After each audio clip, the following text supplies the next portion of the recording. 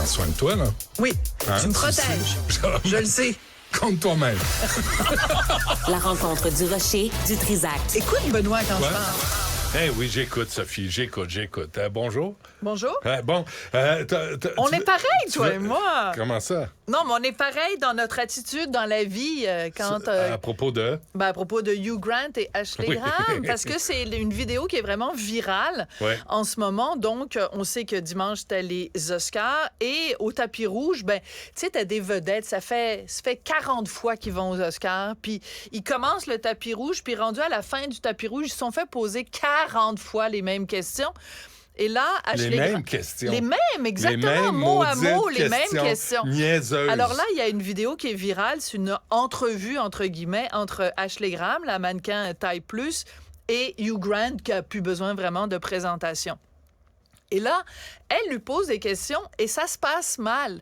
Mais tout le monde dit ça se passe mal pour Ashley Graham, mais moi, je trouve que au contraire, tout le monde dit Hugh Grant n'a pas été fin avec elle, puis il a répondu bête, puis là, il lève les yeux au ciel. Hey, à sa place, là, j'aurais fait bien plus que lever les yeux au ciel.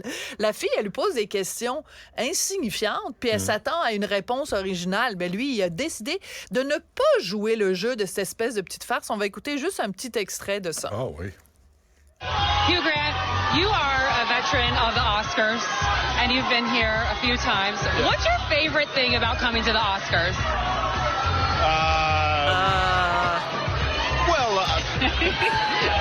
It's fascinating. The whole of humanity is here. It's Vanity Fair.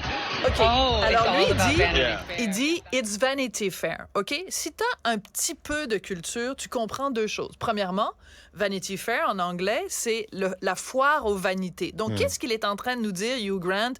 Il est en train de nous dire « Hey, regarde autour de toi. » C'est des actrices bling-bling, des acteurs bling-bling, mais ça, l'hypocrisie, puis tout ça. Cette question-là est correcte. Qu'est-ce Non. que t'aimes? Ouais, non, il aurait pu être fin, là, mais il a décidé de la jouer. Il a décidé de la jouer parce que ça fait 25 fois qu'il se fait poser la question. Puis c'est comme, qu'est-ce que tu penses de la soirée des Oscars? Il a le droit de dire que lui, c'est la foire aux vanités. Mais c'est surtout que c'est une référence à un livre britannique extrêmement connu. Et ce titre-là, Vanity Fair, c'est devenu le titre d'un magazine. Un magazine qui a des filiales un petit peu partout à travers le monde. Et surtout que aux Oscars, il y a un party après les Oscars, qui est un party organisé par le magazine Vanity Fair. Donc, lui fait une référence culturelle, peut-être un peu pointue, mais une référence culturelle. Et elle répond « Ah oui, t'as hâte d'aller au party de Vanity Fair. » Et les gens...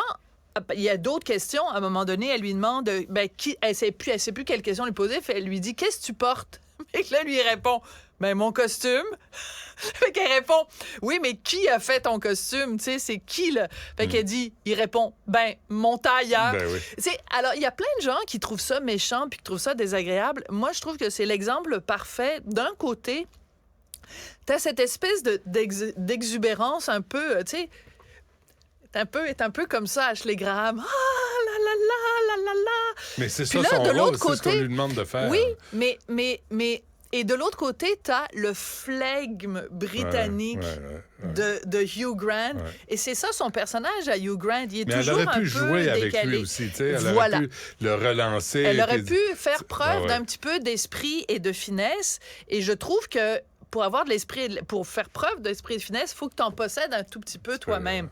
Mais elle est magnifique, là, Ashley Graham. Ah, mais qu'est-ce que ça a à voir? Ça n'a rien à voir. Non, mais c'est le rôle qu'elle avait. C'est toutes des beautés extraordinaires là, qui font des entrevues. Mais c'est ça qui arrive quand tu demandes à quelqu'un dont ce n'est pas le métier de poser des questions.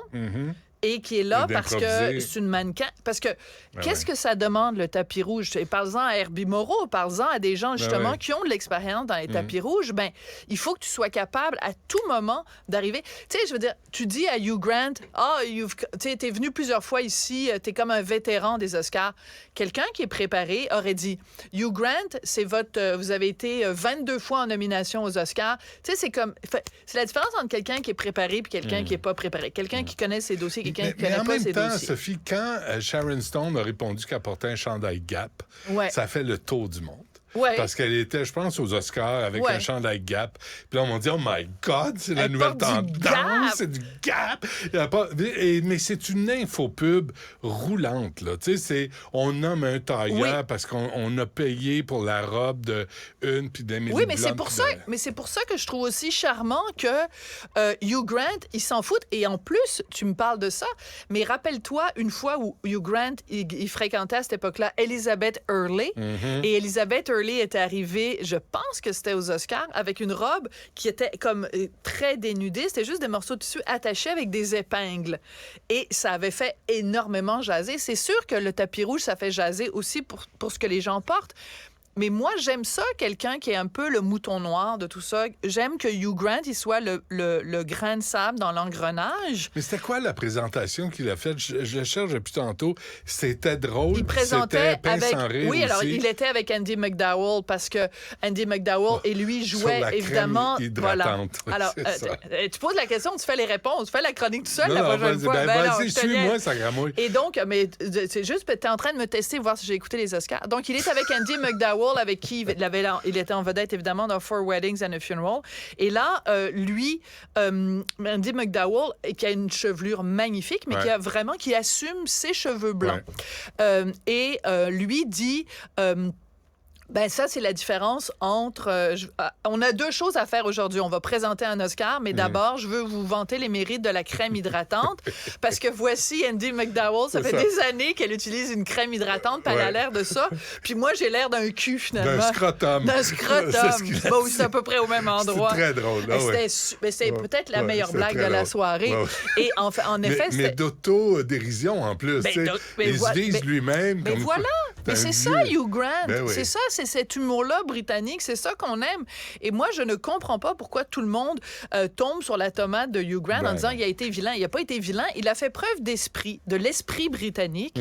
Et si Ashley Graham avait été peut-être un petit peu plus pétillante ou, tu sais, je veux dire, ça aurait été plus rigolo. Et là, tout le monde est là, oh, ben pauvre Ashley, puis là, il y a un mouvement de solidarité à travers le monde pour Ashley Graham. Elle n'est pas morte, là, il l'a pas tuée, c'est pas un pédophile. Là. En passant, les derniers rôles de Hugh Grant là, sont vraiment fantastiques. Il a joué dans The Gentleman, il joue des films de tueurs, des rôles de tueurs, toujours d'enfants pas fins, tu sais, puis il est vraiment, il s'est transformé parce que c'est toujours le rôle du beau gars, un peu tristounet, mélancolique. Là, tout à coup, c'est un enfant de chienne. Il joue toujours c'est pour ça que c'est le fun. Un pas fin et un méchant. Et une des raisons aussi pour laquelle l'entrevue s'est mal passée, c'est qu'à la fin, elle ne sait plus quelle question lui poser, fait qu'elle lui commence à lui parler d'un film. Elle dit « Talk to me about...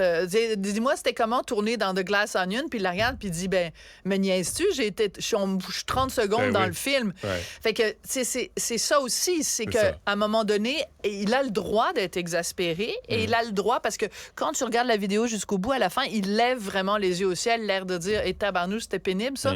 Et ben, ça se fait plus. Non, mais c'est parce que c'est une femme... à Génie en herbe. Non, mais c'est une femme et elle est en surpoids. Et là, aujourd'hui, en 2023, être sarcastique, être ironique, être un décalé avec une femme en surpoids, c'est comme...